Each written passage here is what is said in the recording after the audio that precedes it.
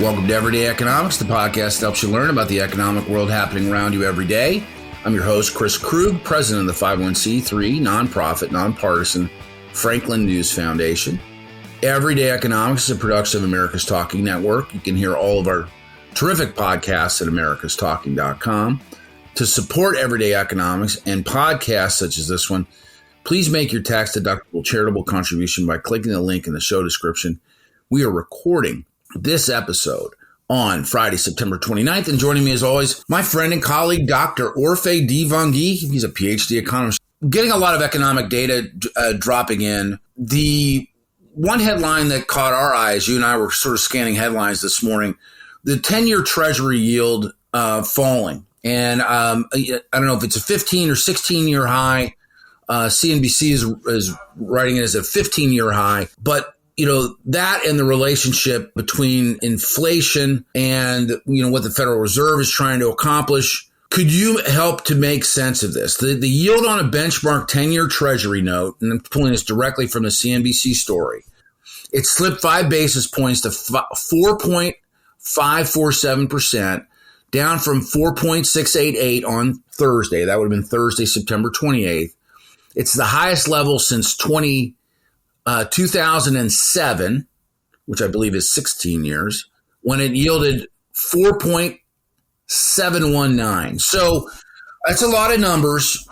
Could you sort this out for the benefit of someone who just wants to understand, first of all, the relationship between the 10 and 15-year notes and our fiscal deficit and what's happening right now? Yeah, I mean, look, fiscal. So let me just start with what's going on with yields. I think, you know, you'd have to live under a rock not to notice that interest rates on everything have gone up. Whether you look at your credit cards, you look at your, what it costs you to borrow a mortgage rate, interest rates have gone up. And by the way, they've gone up a lot more than what you would get for your to put money in your savings account. Right. So that's what's going on. And the Federal Reserve Bank, by raising its key policy rate, has a huge influence on short-term interest rates. And you know, when they raise the rate, short-term interest rates really respond and increase as well. Long-term interest rates don't necessarily depend directly. The relationship is not a one-to-one relationship with the Fed funds rate. Long-term interest rates depend on expected economic growth, and as well as investors' future inflation expectations. In other words, if I'm going to lend to you, you want to borrow money. If I'm going to lend to you over the next 10 years, I want to make sure that the interest rate that you're going to pay me is going to reflect my purchasing power 10 years from now. In other words, if there's a ton of inflation that's eroding my purchasing power, I want to make sure that I can still consume as much as I would have today, right? In the future as I would have today. And that means basically charging you a much higher interest rate. I also want to make sure, right, that there's all this risk, there's all this stuff that could happen between now and the future, right? And so I want to be protecting against that. And so I'm going to charge you a much higher interest rate. And that's why you see interest rates, long-term interest rates be much higher than short-term interest rates in general, right? Although I wouldn't say as of late, the yield curve's been inverted, meaning long-term interests have actually been lower. And they've been lower because investors still expect the U.S. economy is going to slow down, and potentially we could end up in a recession, and that's going to cause the Fed to step in, et cetera, et cetera. We don't have to go there. But anyway, when you think about what inflation's been doing, inflation's come down substantially. And inflation expectations have remained somewhat stable, slightly above the Fed's 2% target, but still stable. So what is really going on? Why is it that interest rates have been rising so much? They've been rising not because inflation hasn't come down or because inflation expectations have increased. They've been rising because expected economic growth has increased. People now expect the U.S. economy to be more resilient, right? We're seeing when you look at the Fed's summary of economic projections, they've moved everything up, right? They've shifted everything up because the U.S. economy has been very resilient as of late. Activity actually picked up in August. And so that stronger than anticipated economic activity has shifted expectations of economic growth higher.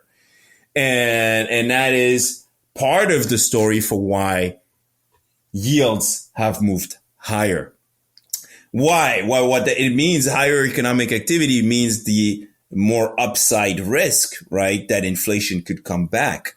That's the first thing. But at the same time, we've had fiscal deficits increasing. And if you think about the U.S. economy, it's made up of consumers. The largest part of the economy is really consumer spending. It's got a little bit of investment, and it's got a big chunk of the economy that comes from government spending and investing. And when the government, which is what we're seeing here, is borrowing a ton of money, especially at a time where the Federal Reserve Bank, the biggest buyer of government of treasuries, the biggest buyer of government debt, is shrinking its balance sheet. It's not buying any more government debt, right? No, I saw that they got like, what was it, 1.05 trillion off their books in the last reporting period. That is right. So they're shrinking their balance sheet, and yet the government is still borrowing at an incredible pace. Well, the result is, well, who's going to be buying up all that debt and at what rate? What is the answer to that? I mean, is that largely foreign governments that are stepping in and buying that debt? It's the public. It's the public. It's businesses. It's foreigners. It's everybody buys treasuries, but they're buying up treasuries at a much higher rate at a much higher rate. You just don't have the Fed buying up a bunch of bonds anymore, right? And so of course that pushes yields even higher. And so that's why it's going on. Now, of course, you have to think about the fact that why would anybody buy these bonds, right? If economic growth is expected to be still strong, right? Desired investment is going to outpace, is going to increase relative to desired savings.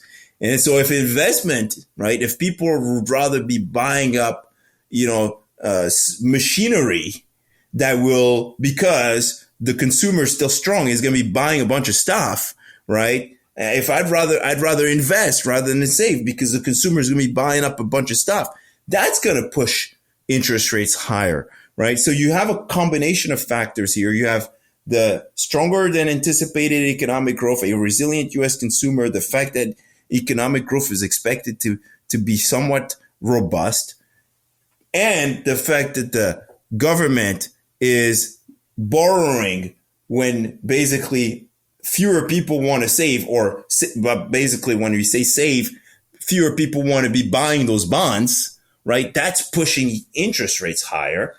And so that is why we're seeing real interest rates and nominal interest rates increase so much as of late. And so, some people even expect them to continue to increase, to get much higher than where they are right now. Because if you look at fiscal deficits, projected fiscal deficits from the Congressional Budget Office, they're expected to increase in 24, in 25, in 26. They're expected to continue to increase. So, if we don't want to be paying a crazy amount of interest rates on everything, the U.S. government needs to slow down. There's no reason it's borrowing so much when the unemployment rate is just 3.7%. I appreciate you taking us to school, Dr. O. We got to call it to an end there for Orphe Divounguy. This has been Chris Krug. Subscribe to Everyday Economics and dozens of other quality podcasts at americastalking.com.